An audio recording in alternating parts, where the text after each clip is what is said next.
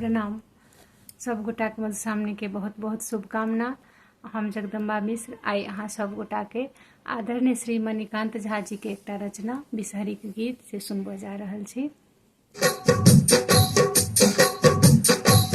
बिसहर पड़लौं विपत्ति में उबार लिया ने, बिसहर पड़लौं विपत्ति में उबार लिया ने, बिसहर पड़लौं विपत्ति में।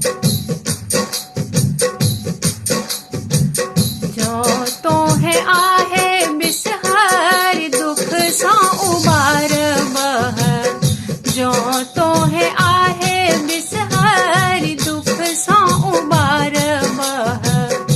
गायक दूध आनी ढार दे बहे बिसहरी, गायक दूध आनी ढार दे बहे बिसहर पड़लौं विपत्ति में उबार लिया है, बिसहर पड़लौं विपत्ति में।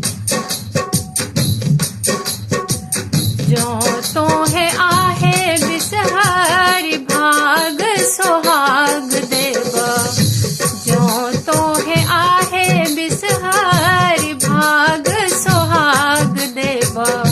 धानक लाबा ओछा देवा है बिसहरी, धानक लाबा ओछा देवा है बिसहर पड़लौं विपत्ति में उबार लिया ने, बिसहर पड़लौं विपत्ति में।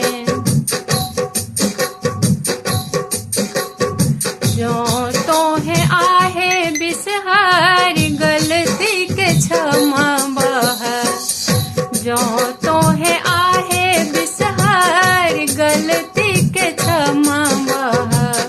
मणिकांत गीत सुना दे बहे बिसहरी, मणिकांत गीत